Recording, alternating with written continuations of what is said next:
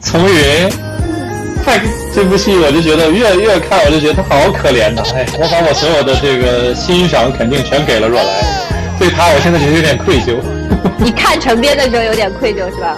对，心里有点落差有点大，在他没有出现之前，可能你把所有的关注和爱都是给了从云。对，我还愿意看你跟一博的戏，你俩。导演很会拍，导演当时让我们演的时候都是说多一点多一点，我说导演你多一点不要了，然后他就是说就是那个，但是你知道吗？就是对，但是最后呈现真的就是一种留白，就是让自己去细细品味，那种感觉氛围感。刚才我们不是说央行工作群吗？那么黄秘书是什么角色呢？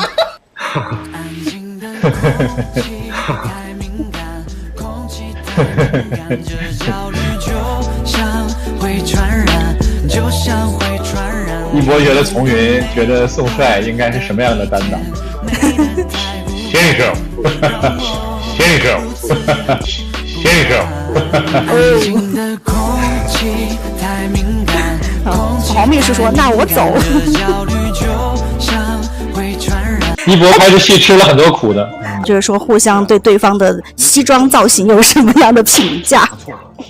我反正看一博穿的第一套那个麻布那个衣服穿了很久啊，好像穿了10集，对吧？我说虽然你一直没换衣服，但是这身衣服被你穿出了非常高级的质感，非常像大牌的时装啊。现在因为有些衣服在追求这种有机棉的这种感觉嘛，或者是麻质的嘛，所以他一博穿出了那种随性、那种 chill 的感觉，很厉害。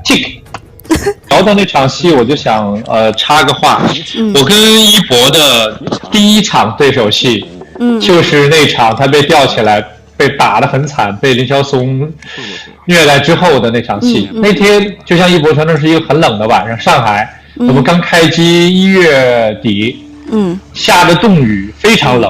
我印象中，我进了现场那天，起码我估计0度左右吧。一博就穿的衣衫褴褛，然后浑身涂着血，被吊在那儿。我映入我眼帘的时候，那种视觉的冲击力很强。这是其一。然后呢，我想那么冷的天，一博应该怎么会会对自己好一些。可是从拍那场戏一直到那场戏拍完，一博基本上没有离开过现场，没有，就是拍完一博正面，拍到我正面的时候。我觉得印象最深的是一博，我是俯视他的，他的位置，脸的位置比我低，一博就穿着那个衣服就蹲在那儿，给我搭视线，给我搭词。我说一博不用，我说你穿上衣服可以休息，或者你站在旁边给我搭词。一博说不，说这个我这样是应该的。从那一刻开始，我对一博的印象就极其的深刻，我会很感动，因为那天真的很冷。他为了我搭戏的这种真实的感受没离开，一直到拍完那场戏，一直到我跟一博之后的每一场对手戏，一直到我杀青，一博杀青，我每一场戏的只要跟一博是有对手戏的时候，一博永远是给我搭戏，非常难得，非常不容易，所以真的好样的一博。一博很高挑，个子很高，比例也好。一博是属于不论穿什么衣服都能穿出高级感的人，就这么一件随便的大衣，你看看又被你穿出了高级感。因为这部戏，一博把他所有的台词，其实在拍戏之前全部消化掉了。一博，我经常问他，我说你有的大段的台词，我说你可以倒背如流，其实不是在调侃，是真的。一博把那个台词已经熟悉到那个程度。因为你只有熟悉到那个程度，你才能让自己的表演变得更自然，因为台词不再是你的负担了。那我说你这么多台词都什么时候背？他说有时候卸妆的时候背，有时候洗澡的时候背，有空就背他非常用心。我的理解里边跟一博相处了4个月吧，将近差不多得有个110天左右。我是1月20几号进组的。一博我们5月5号左右差不多结束。给我最大的感受是一博跟若来有极为统一的一点，就是非常的专注，还有坚定。一博平时虽然他也是慢热，他也会开玩笑什么，但是有的时候其实大多数时候一博都是在思考，都是在观察。还有就是从他的眼神里面经常传递出来，让我觉得最可贵的就是我刚才提到的这个词，非常的坚定。他的眼神跟魏若来有极其大的重叠的部分，就是很坚定。我从一博的眼睛里面总能读出坚定，这个对于一个年轻人，无论他做什么职业，你眼神中可以读出这种讯息的话，他一定会有他的成绩。是的，一博是一个极其有内劲儿的演员，我觉得内劲儿要大于你会外放，因为内劲儿是最珍贵的，对于演员来说，有内劲儿，你的内核才会强大，你才能够抓人。否则如果只是靠外在的一些技巧啊手段呢，其实没有那个力量。一博有，他的内劲儿很强。我做的最大的准备就是我跟一博第一天第二天的，我发觉一博是一个有距离感的人，因为他害羞他也偏慢热。那其实有的时候我也是这种人，我肯定比一博要活泼，但是我是一个爱人，我不是一个艺人。我做的最大的努力其实就是每天跟一博见面的时候，我多往前迈一步，我让自己先开始一个话题，我会跟一博主动交流很多东西，哪怕这个不是我习惯的和人接触的方式，这个不是在示好，是我们要演师徒，我必须要用自己的一个主动来打破这种藩篱，让彼此有更多的默契让彼此熟悉一点。然后我发觉过了1周10天之后这个方法奏效了，就是一博在我面前会显得放松了也自在了。对，就是之后的戏大家就会更相信对方这个是我有所准备的一博是一个内核很强大，情绪价值极为稳定的年轻人。我不是在这儿说我品评他是年轻人，不是说因为我倚老卖老，没有，因为我确实比他大太多了，但是有的时候我都做不到他情绪那么稳定。我不知道是什么锻造了他的这种情绪稳定，可是这种情绪稳定，这种情绪价值的这种，我觉得一个这么年轻的男演员很难做到，但是一博做到了，所以这点是我挺高看一博因为我做不到有的时候我也会急躁，我也会焦虑，我也会有的时候失控，可是我这几个月跟一博的相处，一博从来没有一次是这样，他一直在一个可控的情绪区间，在表达自己的情感，表达自己对这个角色和工作的理解他很棒。可以向2位老师提出自己的问题，然后我们现在先欢迎一下王一博老师和王阳老师一起空降直播间。OK 哇，今天很多人了。2位老师要不要先跟直播间的朋友们打个招呼呢？一博大家好，我是王阳，在追风者中扮演沈图南。Hello， 大家好，我是王一博，在追风者剧中扮演魏若来。好，欢迎师徒俩最帅的邻国师徒俩。然后我们现在开始观看我们今天的剧情15和16集。上一集应该是演到魏若来被严刑拷打然后沈图南应该非常的心急，大家都想营救魏若来。今天是什么剧情呢？2位老师要不要先剧透一下？可以剧透的可以吧？大概是什么？那师傅看徒弟为了自己对受刑之后也没有引出师傅任何的事情，那这么好的一个徒弟不得救他吗？那魏若来呢？这一集大概会发生什么？那救完之后不就得去疗个伤这个什么我们看到沈静珍已经开始在想办法营救魏若来了。第一次这样边看边聊天，对，我们可以根据剧情，我们可以回来聊这个东西。比如说当时拍摄，有什么特别好玩的事儿可以直接讲。特别好玩的事儿就是李沁很逗。怎么逗呢？他有喜感的。我跟一博总在现场会怼他的，因为他有的时候他的行为语言很有趣儿啊。我们需要进一步确认射杀。我现在要再次提醒一下进入直播间的网友们，可以多多的互动，有什么关于剧情点的需要问我们2位主演的，可以多多提问哈。然后互动前10名的呢，可以获得爱奇艺月卡。好的，我们现在首先呢，请2位简单的聊一聊各自的角色好吗？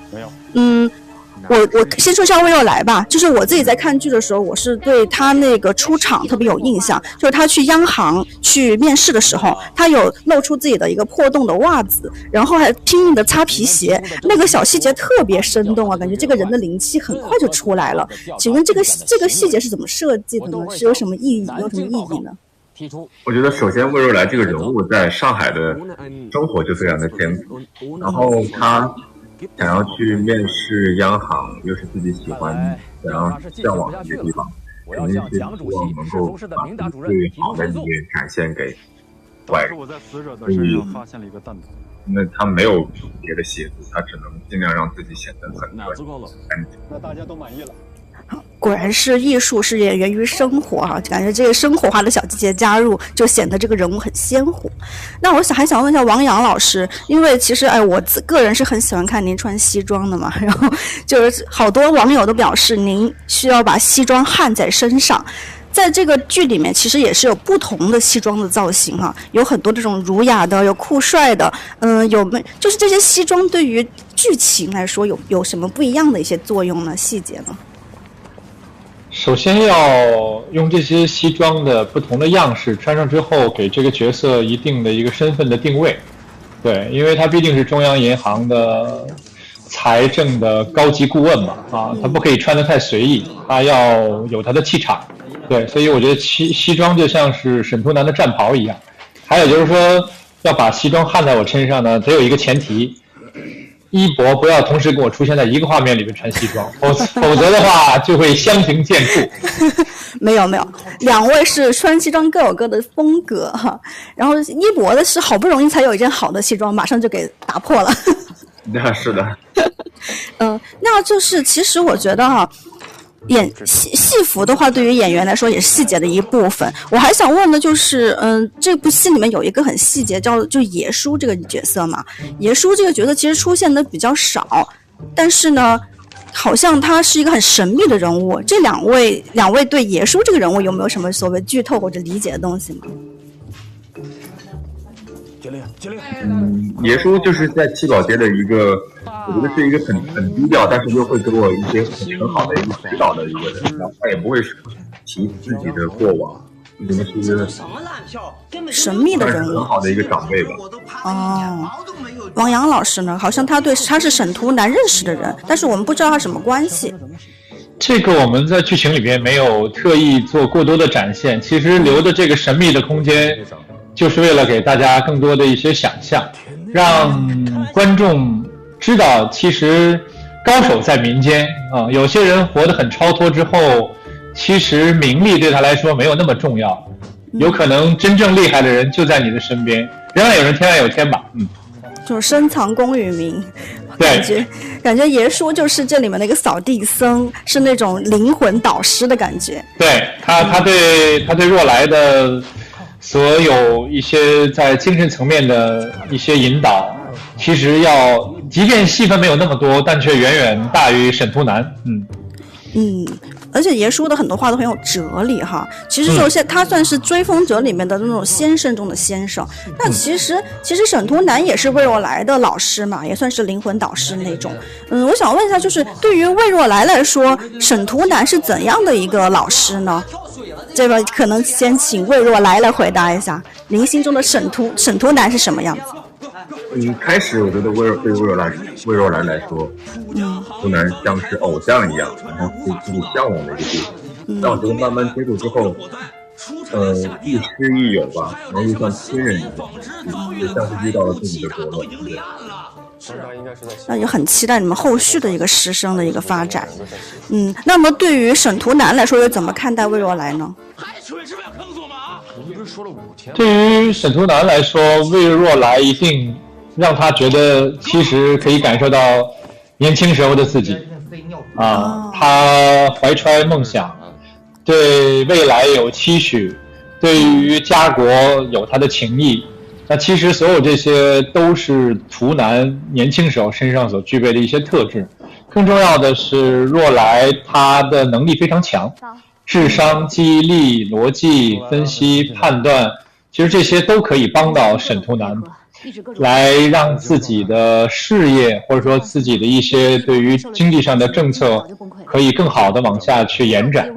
这个徒弟其实是他的左膀右臂。所以是从理智和情感上来说，就是魏若来对沈图南来说都非常重要。是。那我其实也看到一个片段嘛，就是当时魏若来被打得奄奄一息，然后呢，他对沈图南说：“你们不要对沈图南对沈先生使坏啊！如果说就算你们对沈先生使坏的话，就算我豁出这条命，我也会跟你们同归于尽。”我很想知道，就是沈先生听到这句话是什么样的一个反应。我觉得那一刻其实抛出师徒之间的这层关系，更多的实际上是两个男人的惺惺相惜，是彼此的一些认同跟肯定啊。当一个男人或者君子肯为你做这么大的牺牲，承载这么多的痛苦，其实是件非常幸福的事情。对，那看来。我们现在看到的是那个魏若来在狱中就已经教狱友们炒股了，这个画面真的很经典。一博拍的戏吃了很多苦的。对，这一段真的很好玩啊！这一段，一博老师这一段就拍这一段狱中戏的时候，有发生什么事情吗？什么故事？就那些狱友们还都挺有趣的，大家一起聊天，然后就是排戏啊，对。当时我看到说什么他对那个沈静珍说嘛，就是说我很一出来之后就说我好心疼这个衣服和皮鞋啊，为什么会首先会想到说会心疼这个衣服和皮鞋呢？这枚子弹的口径，我觉得可能分两方面吧。首先是沈先生送给魏若来的衣服，我觉得是对魏若来说是非常珍惜的一件衣服。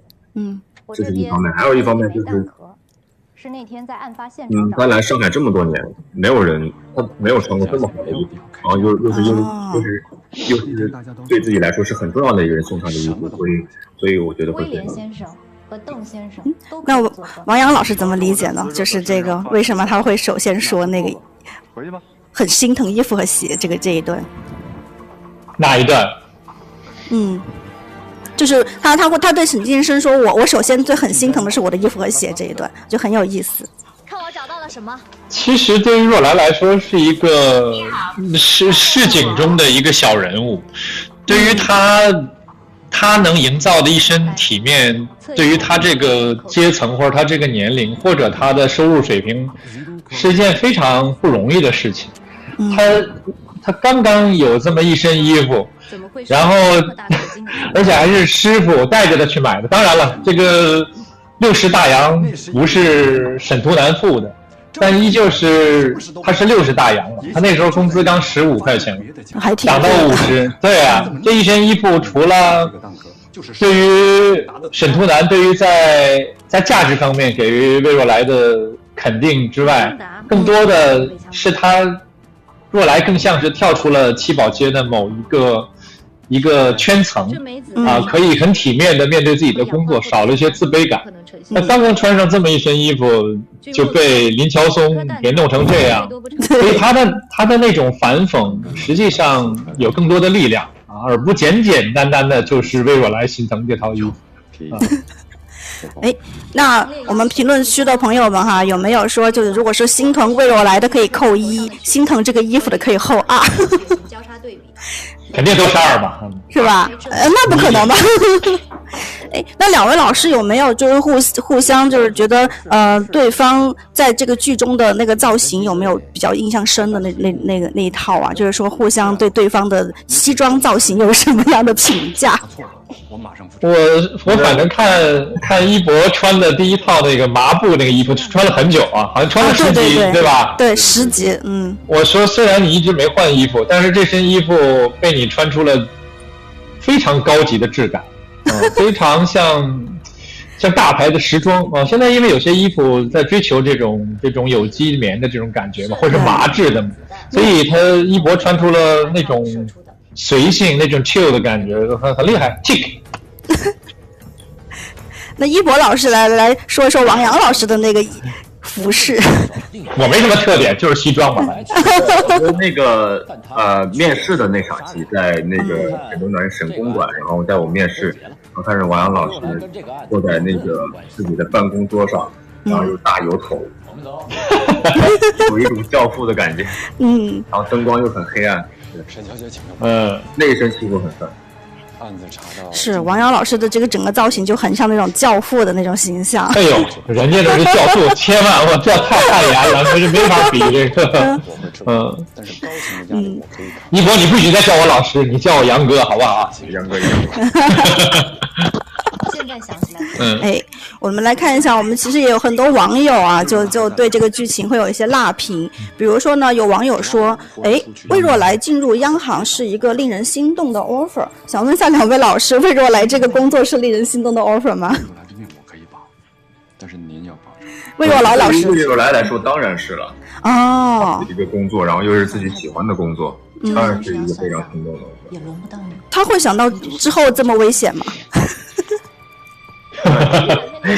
预测未来的话，那沈图南老师呢？觉得魏若来这个岗位是很令人心动的 offer 吗？我觉得，如果对于一个能力不济的人来说，这个 offer 其实是没有任何用途的，只会让自己变得更惨。你会意识到自己的短板很多，但是对于你是强手中的强手。那这是一个非常有意义的 offer， 一个位置，你可以通过这个位置，可以见识很多，可以长进很快，可以更快的让自己的价值得到体现。所以我也觉得这是一个令人心动的 offer。如果你有这个能力，能担得起。那沈图南觉得魏若来身上的一些优点呢，是他哪些优点符合这个 offer 的需求？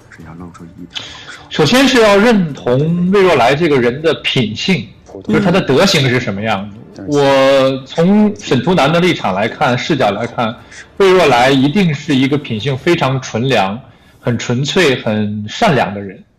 还有就是魏若来应该是一个在某些方面会非常非常执拗跟专注的人，他对自己有要求，他不是那种轻易放水的人，他认同的事儿他就会一条路走到黑。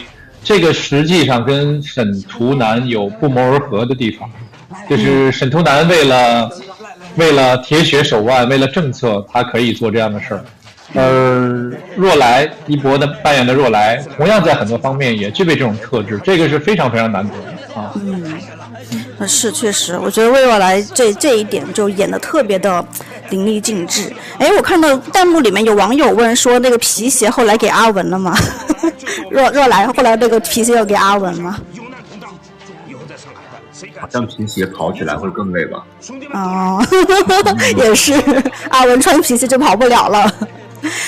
那其实呢，你看魏若来他不惧危险去保护央行的财产啊，然后沈图南就去搭救他，那一段大家也看的也是很心揪起来，觉得魏若来都变成了潦草小狗，看现在就很像潦草小狗。然后这个应该是工伤吧，沈图南老师？那一定是工伤，他是为了保护央行的财产而且不是每个个体个人都可以为了公共的利益舍弃自己的生命。所以沈图南那场在拿了手帕给若来脸颊把血擦掉之后，不说了他吗？人家数到3要开枪了，你还不放手，对吧？你命都丢了，你怎么保护财产？但虽然他是这样说，可是实际上心里边真的很心疼，也很看重这个年轻这一辈的，他对于很多东西的这种专注，不容易，很不容易。那这场戏应该拍的还比较难吧？就魏若来老师，这场戏应该拍的比较时间上啊，或者是当时有什么事情发生吗？因为看得大家很心疼。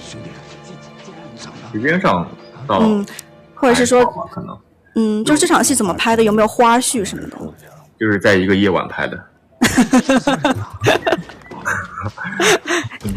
当时有没有一些就是导演会反复要求什么一个画面之类的？可能就是因为它是属于动作戏嘛，有一些动作是需要演员和演员之间配合的，因为我们并不是真的武打演员，所以可能会和演员之间的配合上会有一些时间上的磨合。对别的文戏的话，其实大家都很专业。我看到有弹幕里面有说电击那场戏啊是一条过的，那场戏怎么样？就是那场戏回忆一下当时什么样的一个场景？我不记得一条过了。然后什么场景？就在监狱里啊，然后一个冬天，然后把我吊在那里，我们想象的是，然后对，因为我们并不会真的被电击过嘛，也只能去查一些真正的资料去进行播报。好奇有做一些准备哈。谁帮你摆脱的杀人者？反正那场戏就是看得让人很揪心，而且就感觉很真实，所以现在很真实。就是聊到那场戏，我就想插个话，我跟一博的第一场对手戏，就是那场他被吊起来，被打得很惨，被林晓松虐待之后的那场戏。那天就像一博说，那是一个很冷的晚上，上海我们刚开机1月底，下的冻雨，非常冷。我印象中，我进了现场那天，起码我估计0度左右吧。一博就穿的衣衫褴褛，然后浑身涂着血，被吊在那儿。我映入我眼帘的时候，那种视觉的冲击力很强。这是其一。然后呢，我想那么冷的天，一博应该怎么会会对自己好一些。可是从拍那场戏一直到那场戏拍完，一博基本上没有离开过现场，没有。就是拍完一博正面，拍到我正面的时候，我觉得印象最深的是一博，我是俯视他的，他的位置脸的位置比我低，一博就穿着那个衣服就蹲在那儿，给我搭视线，给我搭词。我说一博不用，我说你穿上衣服可以休息，或者你站在旁边给我搭词。一博说不，说这个我这样是应该的。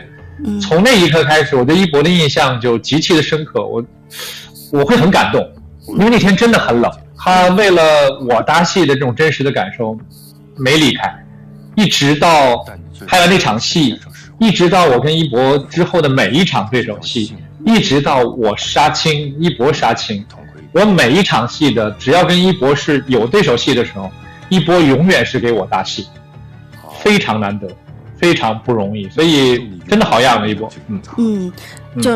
对，其实因为我觉得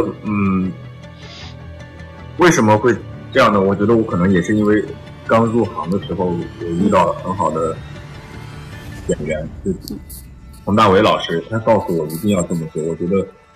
我觉得这样做是对的，因为感情就是不可能凭空而来嘛，你不能，我觉得人不可能对着空气去演一种感情，我觉得这是太难的事情。所以做演员，我觉得是一个真的是比较难的职业，很辛苦的职业。所以我觉得我既然做演员，就要去做好，大家都是做演员，就是不能说你自己演好了，然后就不要去管对手了。所以我觉得这应该是演员应该做好。那我不离开现场，其实还有一个原因，因为当时有一个火盆嘛，我觉得在那里烤还挺好，身上真的很黏，就是涂那个血浆，所以行动不是很方便。你待在那个火炉旁边很舒服的。天哪所以真的是我觉得看这部戏的时候就能够非常强烈的感知到就王一博老师这种信念感很强烈。刚刚我们也看到就是跟林乔松的这个对手戏啊，就刚刚是林乔松跟魏若来一段张力很强的对手戏。其实林乔松跟魏若来在网上也非常的很多梗，大家都觉得他们两个是猫和老鼠，不知道你们有没有看过那个剪辑那个画面，就很像就Tom and Jerry。对对对对，我没有看剪辑，但我看了那个就是审讯那场戏啊，对对对，我不知道什么。他不仅是审讯，他之前就是比如说我先自首了，然后我又先打电话报警了，我让你一点错处都找不着，就那种追逃的戏非常像猫和老鼠。两位怎么评价这个猫和老鼠呢？就网友的这个梗。沈图南老师怎么看？怎么？我觉得特别形象啊！一博很高挑，个子很高，比例也好。当然了，我觉得说的是 Jerry 是种包养啊。Jerry 多聪明的小老鼠啊，对不对？永远是这个 Tom 要甘拜下风的。那确实林乔松在这部戏里边，基本好像在智商这一块从来没有赢过魏若来，一直是被牵着走，一直抓不到把柄。他即便有这种抓到若来可以刑讯他的这种机会，也只是所谓的气势上赢了一点点，但是智商和大的这个格局上面他永远是败的所以这个笨汤姆就是笨汤姆。所以魏若来是 Tom， 然后那魏若来呢？您觉得自己是 Tom 还是 Jerry？ 魏若来是 Jerry 是小老鼠汤姆猫笨。那魏若来呢？您自己怎么评价这个猫和老鼠？您自己觉得自己是 Jerry 还是 Tom？ 反正把我写成了 Jerry。比较机灵的那一个。确实会更机灵、更聪明，就是很多事情会想得比较周全。对于林乔松来说，那林乔松之后还会抓人吗？就是会为难你们师徒俩吗？他为徒了一部戏，为难了一部戏。对。那大家可以再期待一下。要一直期待下去。他这个笨汤姆一定没有好下场，但是他有一颗傻傻的执着的心。其实天阳这部戏这个角色他演得也特别好。天阳是个特别帅的男演员，但是这部戏他宁可给自己扮丑，抹得黑黑的，造得挺糙的，包括牙有的时候做一些特效，也很敬业。所以现在的年轻一代的演员，天阳比我小一点，一博比我小很多，他们都让我刮目相看。是，我觉得这两真的是包括三位的角色都塑造的非常好。那我看到很多弹幕里面有人叫魏若来是金融奶鳄，怎么看这个金融奶鳄还有最强大脑？怎么看这个称号？看不懂。为什么呢？就是不想看懂。就可能说您还是在金融界的一个小小的一个成长期，之后会成长成一条大鳄。不知道好。那你看现在沈竞争已经出场了哈，现在沈竞争已经把我们的魏若来接回去了。沈竞争这个角色也很有意思哈。魏若来有没有想过找沈竞争去还钱啊？就之前不是借了你2个银元吗？我觉得没想过，他可能觉得多一事不如少一事，就是其实那一刻还挺危险的，我赶紧不要去接触了，就最好别见到。对，所以给他就给他了，不管了。对。那王阳老师，您有在追剧吗？就是现在有知道沈竞争已经开始偷家了吗？他一定是一个不安分，他就是女版的 Jerry， 天天就是小耗子这个我只有昨天看了央八的2集，之前没什么时间跟机会但是剧情到哪一步，其实每天还是会有看一些了解一些那你已经知道那个沈竞争是偷家的小妹妹了，给大家画个重点了。沈图南营知道妹妹在干什么了。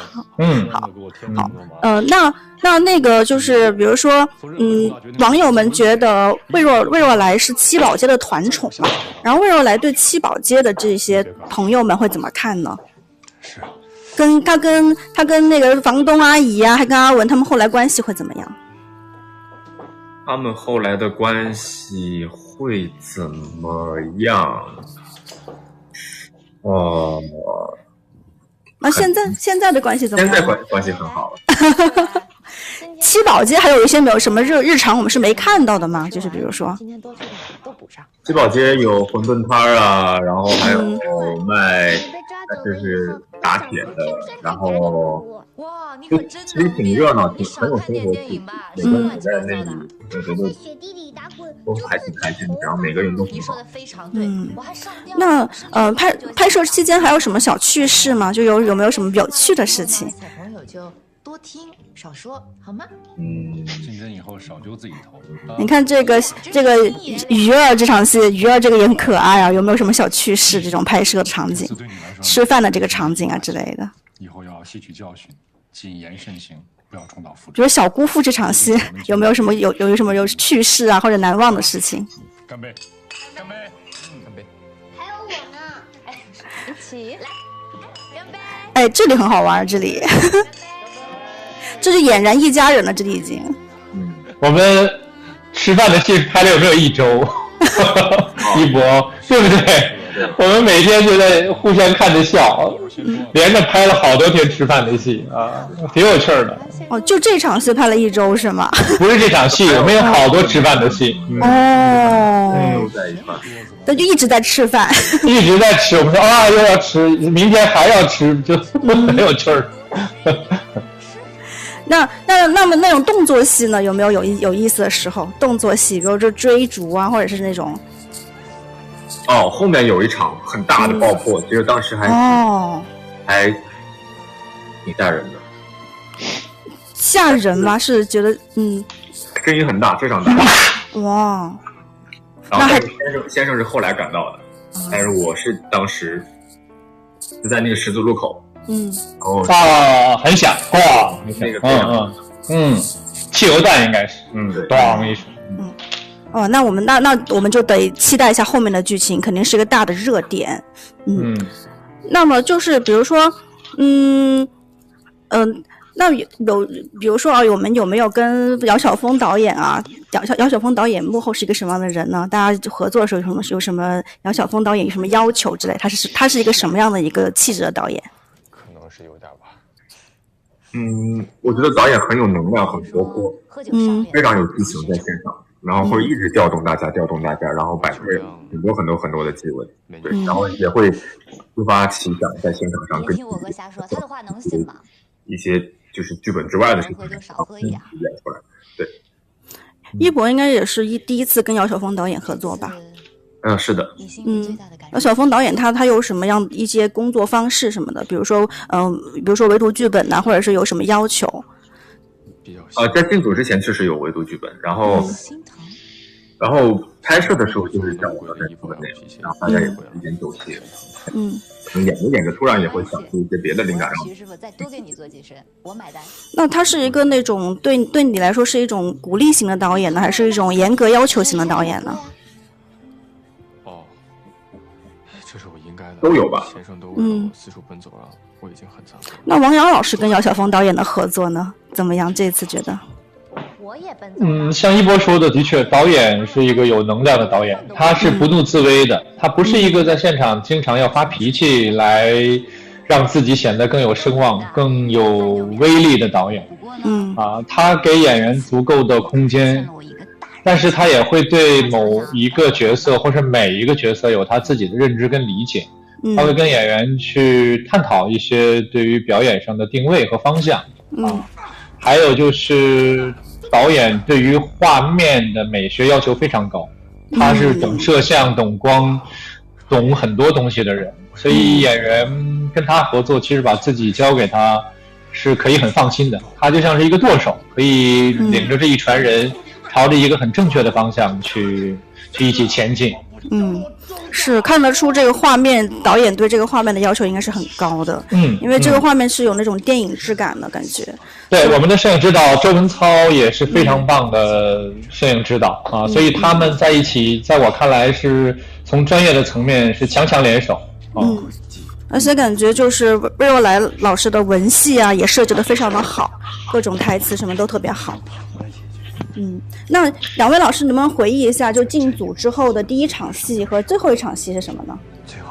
第一场戏就是刚才我说一博受刑之后，我去问他，我说你到底这个谁是不是你杀的？就那场戏是我们第一场。一博杀青跟我的最后一场戏是大结局的。我们两个头一场戏也非常非常精彩啊！我觉得这两场戏还有一定的寓意。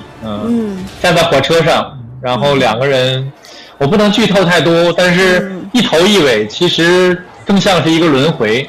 对，对，这两场戏的一头一尾位置真的很好的。尤其杀青那场戏更像是剧中人物关系的一个终结，但又是一个新的开始。我有点猜到了这个走向。那一博老师对最后一场戏有什么印象吗？其实最后一场戏其实还挺复杂的，就是我杀青的最后一场戏，但是因为它连贯了很多，它不是，它是一很大的一场戏，但是就前面连了很多，就也是在那边一直拍了很多天吧，很复杂，头到尾。对。我看到还有网友说哈，就是说像央行如果有个工作群的话，然后两位如果各自在群里面是什么样的担当？就如果是央行是工作群的话，两位比如说有群主啊，有潜水员啊，有什么什么之类的管理员啊，大家是什么样的一个担当？我肯定潜水了嘛。我肯定不会没事发言的，对，我要看看大家怎么工作吧。潜水大 boss 是管理员，我自己的话是潜水员。魏若来是确实他是那种管家的感觉哈，也很勇于担当。我们看到魏若来已经回到七宝街了。哇，这到这里。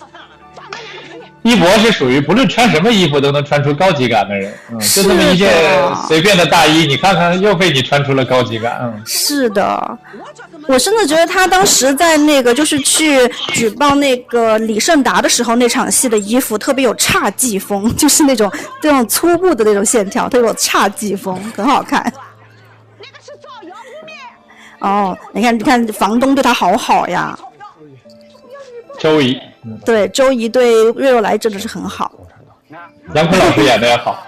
对。你不是呀，你不是嘛就好了。每次拍七宝街其实花的时间很多，导演要让背景所有的这些群众演员都要跟环境跟这场戏融入的特别好。他要求的很高，这个市井气烟火气要拍的很真实。包括一博，我记得好像就你刚才说的那场穿袜子早晨起来要去面试那场很慌张那场戏，好像那戏是不是拍了2天啊？对，拍了2天，那也是我进组的第一场戏。对，进组开机后的第一场戏。对，导演拍的非常细致，就是先拍到楼上，然后再拍到楼下，然后楼下有很多积分，然后刷牙啊什么，然后左周瑜啊，其实2天拍。所以当时那个穿袜子那个细节是导演设计，然后一博自己有没有加什么心思在里面呢？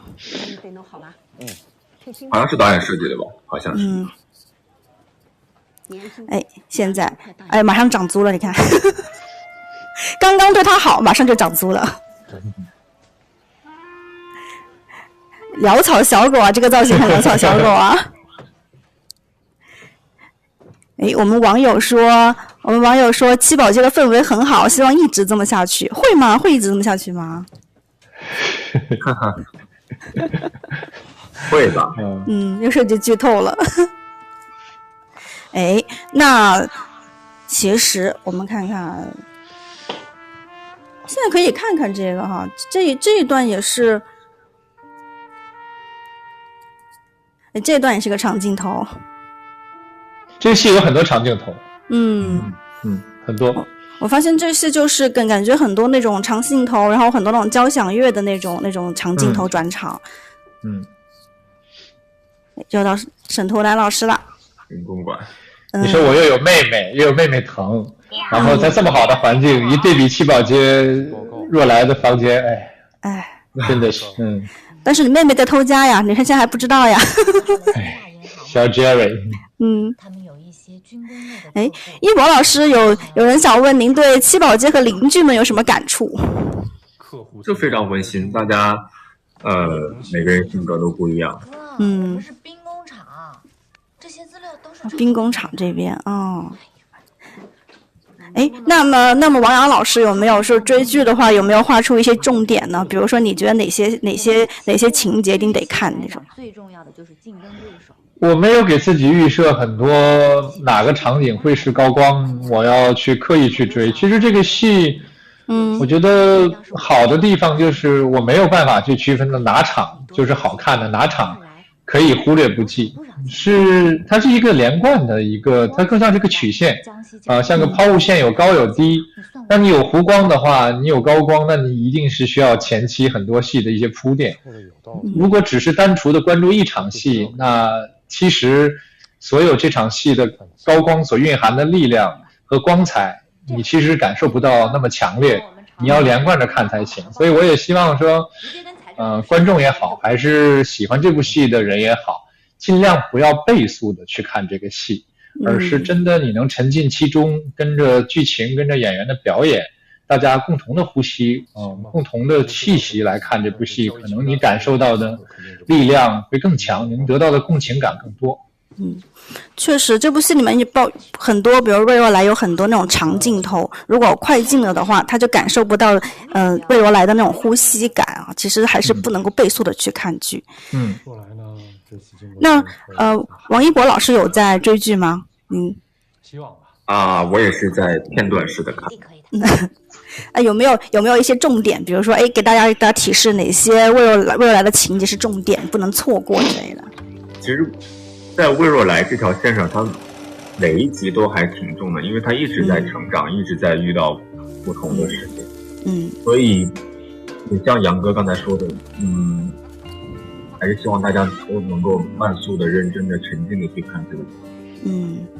哇，这是七宝街的这一段长镜头，就很生活。不好看刚才对，有鸡那种，还有那种什么烙饼炊饼然后有铸铁打这个弄锅有人间烟火的感觉。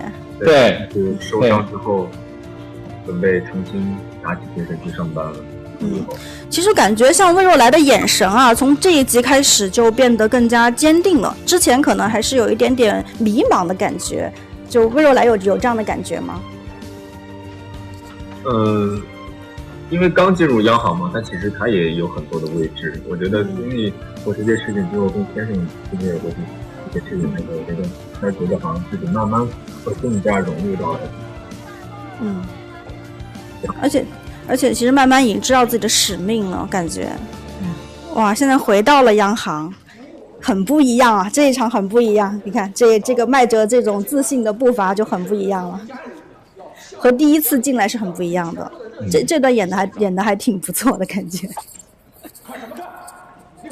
我们看到黄秘书了，刚才我们不是说央行工作群吗？那么黄秘书是什么角色呢？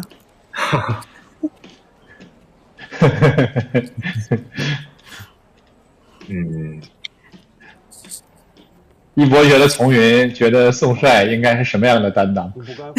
先生。黄秘书说：“那我走。”好，这马上要给魏若来给平反了。脱队是为了你，为了央行。这次我让他走，同样是为了你，为了央行。我知道你是好意。哇，现在开始现在沈图南就开始已经非常的维护魏若来了，已经彻底认可他了已经。我喜欢沈图南这场戏一会儿说的最后那句话，你可以看，马上就到。来，我们来屏息看一下。稍微把有些事情往我身上扯那么一点，他就没事了，不用受这么多苦啊，邓处长。哇，这带着哭腔哎，这句。你能让我扔下他不管吗？你冷静冷静，就要冷静。人可以趋利避害，但不能忘恩负义。但不能见利忘义。见利忘义，这是图南。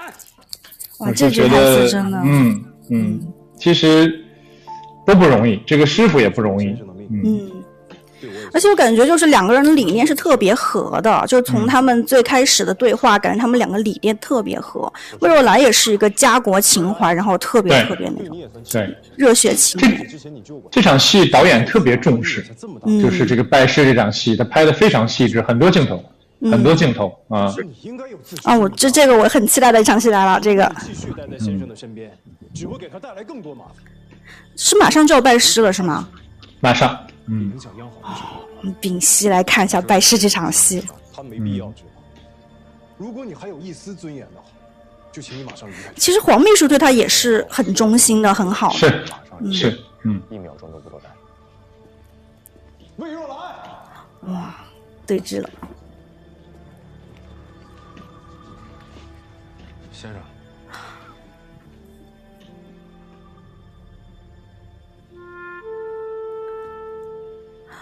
哇，这个镜头真的，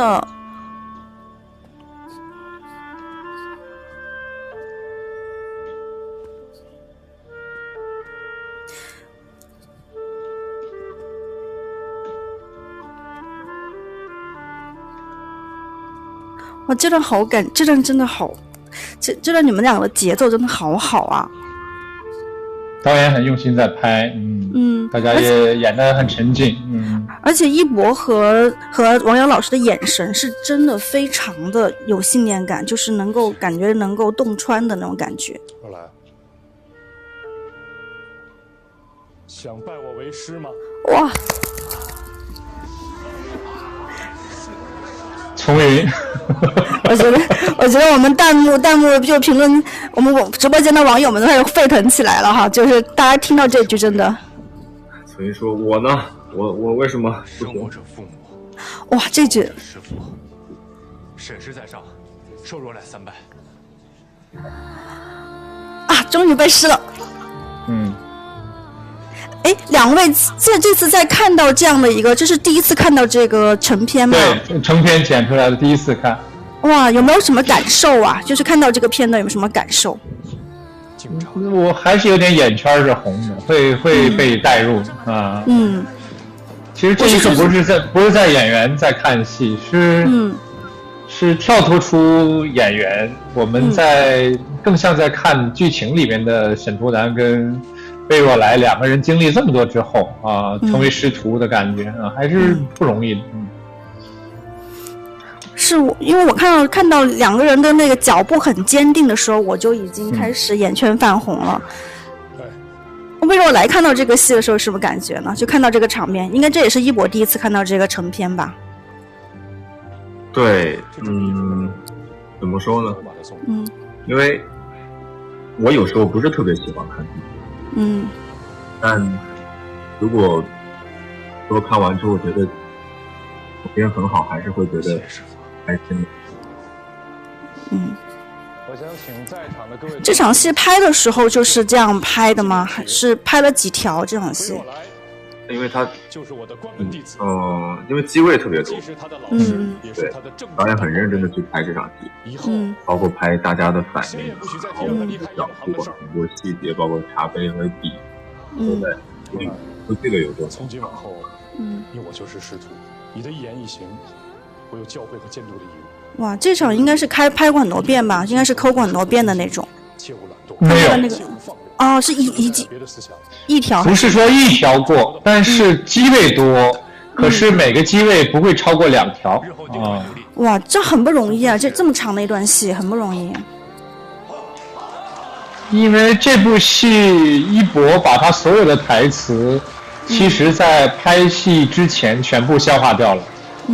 一博，我经常问他，我说你有的大段的台词，我说你可以倒背如流，其实不是在调侃，是真的一博把那个台词已经熟悉到那个程度，因为你只有熟悉到那个程度，你才能让自己的表演变得更自然啊，因为台词不再是你的负担了。那我说你这么多台词都什么时候背？他说有时候卸妆时候背，有时候洗澡时候背，有空就背啊。他非常用心。对，是刚才看到一博的那个表情，还有他的眼神啊，其实都是他不说话，眼神里面也会有那种戏的感觉，就真的是那种非常入戏。那段是真的很让人感动。我是建议大家可以把这段戏截下来，可以反复的收看，拉片收看，还挺好。其实，在我的理解里边，跟一博相处了4个月吧，将近啊，差不多得有个110天左右。我是1月20几号进组的。一博我们5月5号左右差不多结束。给我最大的感受是一博跟若来有极为统一的一点，就是非常的专注，还有坚定。一博平时虽然他也是慢热，他也会开玩笑什么，但是有的时候其实大多数时候一博都是在思考，都是在观察。还有就是从他的眼神里面经常传递出来，让我觉得最可贵的就是我刚才提到的这个词，非常的坚定。他的眼神跟魏若来有极其大的重叠的部分，就是很坚定。我从一博的眼睛里面总能读出坚定。这个对于一个年轻人，无论他做什么职业，你眼神中可以读出这种讯息的话，他一定会有他的成绩。是的，就看刚才那段戏的话，我是真的很能切身的强烈的感受到，就是一博是一个极其有内劲儿的演员。我觉得内劲儿要大于你会外放，因为内劲儿是最珍贵的，对于演员来说，有内劲儿你的内核才会强大，你才能够抓人。否则如果只是靠外在的一些技巧啊手段呢，其实没有那个力量。一博有，他的内劲很强。那一博老师当时跟王阳老师对戏有什么感受呢？因为我觉得杨哥气场很大，因为第一次跟杨哥拍就是在拍那个平成的那个戏，那是我跟杨哥的第一次见面。当时杨哥扮上，然后他让西装走进来的气场，就会让我感觉真的像一个师傅一样的那种感觉。不知道杨哥之前有做过什么准备，但是就是在进入片场的时候，就会让我有这种感受，让我就会直接相信这个角色，对杨哥所扮演的。那刚才你说，我做的最大的准备就是我跟一博第一天、第二天的，我发觉一博是一个有距离感的人，因为他害羞他也偏慢热。那其实有的时候我也是这种人，我肯定比一博要活泼，但是我是一个爱人，我不是一个艺人。那我做的最大的努力，我是爱人。我做的最大的努力，其实就是每天跟一博见面的时候，我多往前迈一步，我让自己先开始一个话题，我会跟一博主动交流很多东西，哪怕这个不是我习惯的和人接触的方式，这个不是在示好，是我们要演师徒，我必须要用自己的一个主动来打破这种藩篱，让彼此有更多的默契让彼此熟悉一点。然后发觉过了1周10天之后这个方法奏效了，就是一博在我面前会显得放松了也自在了。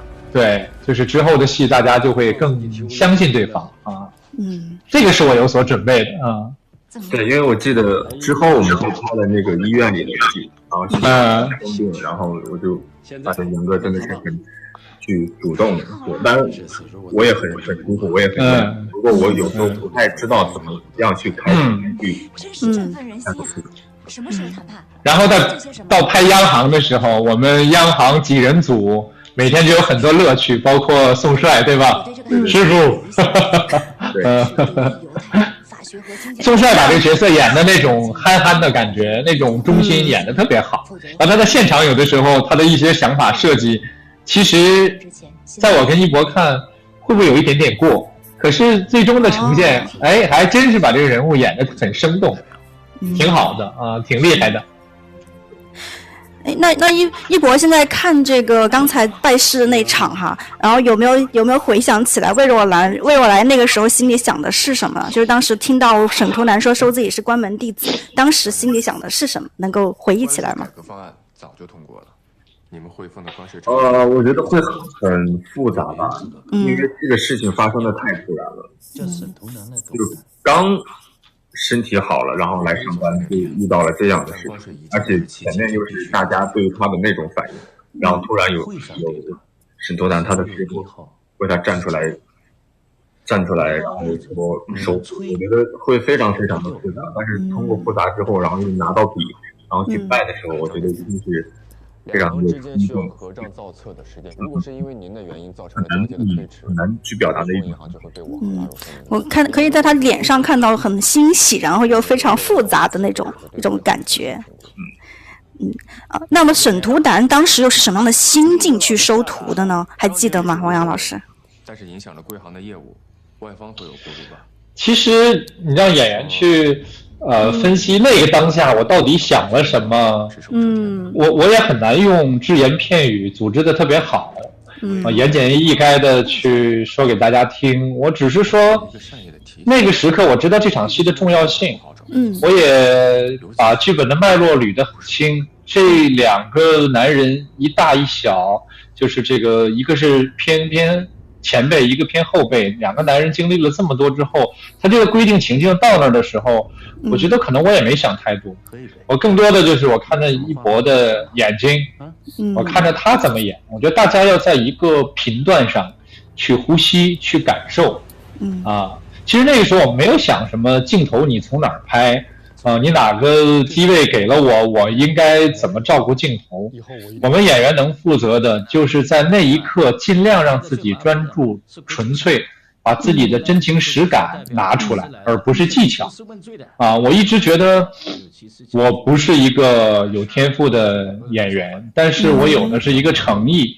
我跟一博也聊过，说可能你用真诚来演任何角色，哪怕我们的技巧达不到，但是真诚的东西一定是会被人感受到所以刚才你问我的那个当下，我就是看着对手怎么演，我看一博怎么演，他给了我什么我就怎么去回复就好。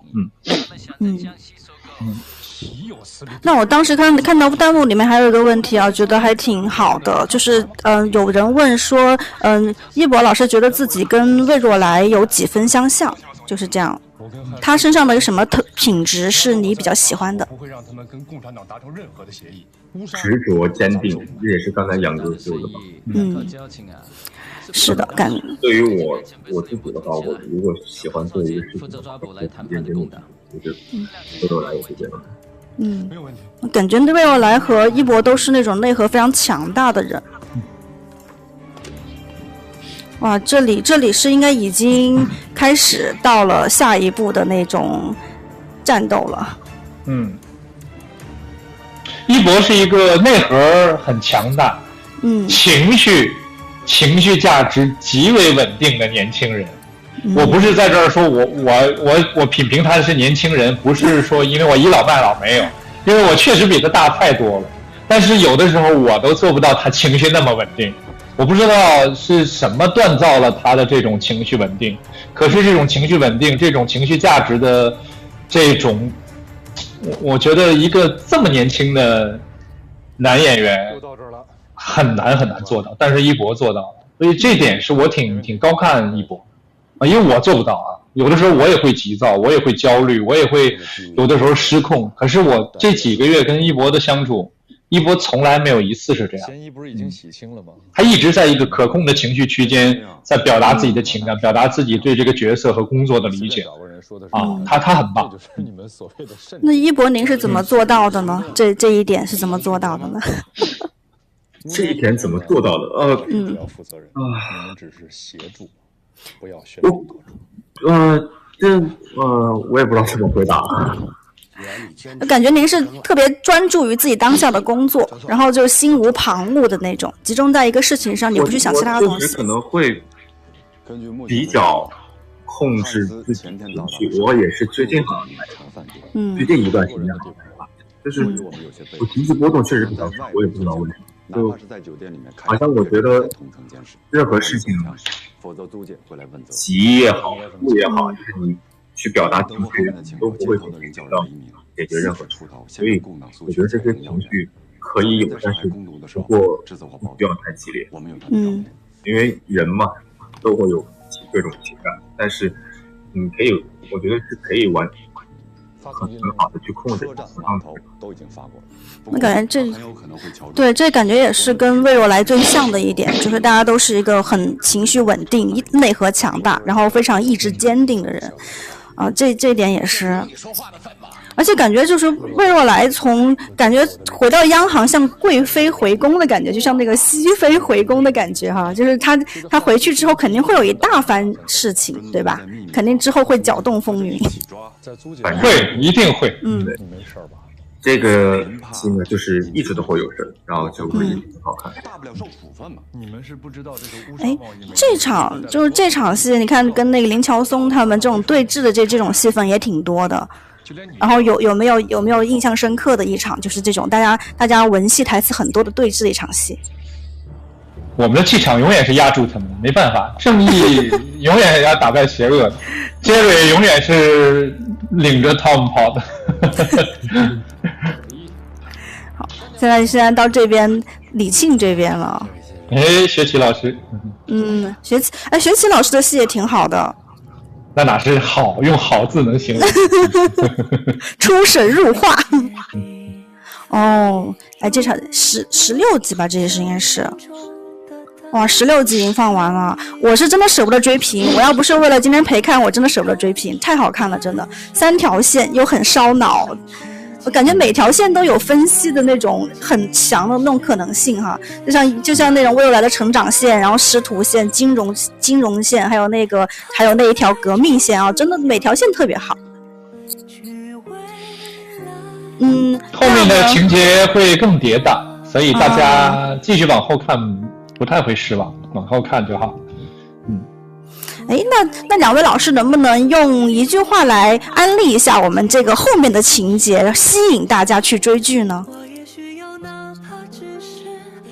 一博先说。反正看就对了。看就对了。来，大家网友们看就对了。看就对了 plus。看就对了 plus。啊，我们师徒2位哈都已经对大家发出了霸总宣言，大家一定要看。好，其实我看看，那我们看我们的那个弹幕里面有没有什么想问的呀？我们现在给大家最后一点时间，弹幕里面有没有想问的呀？这首歌也很好听。对，这首 OST 也挺好听的。啊，有人说那个魏若来是经历太多，所以就波澜不惊。感觉以后会越来越波澜不惊哈。那谁知道呢？你说我吗？还是魏若来？魏若来啊。好，哎，还有人说要祝沈图南和魏若来师徒俩能够并立于雪山之巅。哦，不对，往后看就知道了，会不会？OK。好的，那我们看看李胜达后来还会出现吗？哇，比较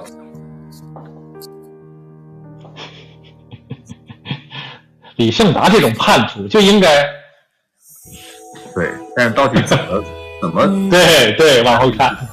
好 ，OK， 好的，好的，那我们现在离我们直播结束也很近了哈。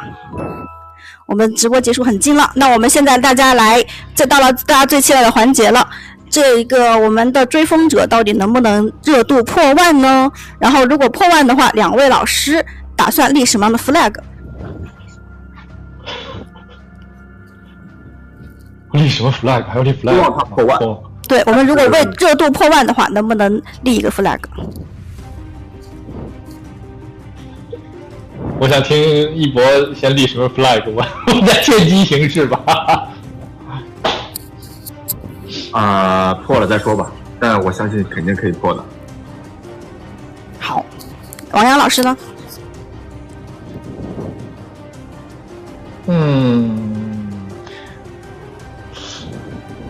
我我也相信肯定会破的。如果一博到时候立什么 flag， 我要能配合的话，我一定尽力配合啊。虽然我老胳膊老腿了啊。好的，那我们直播就今天到此结束了，感谢两位老师跟我们一起陪看了那么久。好，我们接下来一定要关注我们的追风者，接下来的剧情很精彩，大家不要错过。谢谢各位直播间的朋友们，然后 Top 10的互动可以得到一张那个爱奇艺的月卡，那系统会自动发放。好的，我们再次谢谢王一博老师和王洋老师，我们下次再见。再见，再见，一博保重，咱们再见。OK， 好，拜拜，拜拜。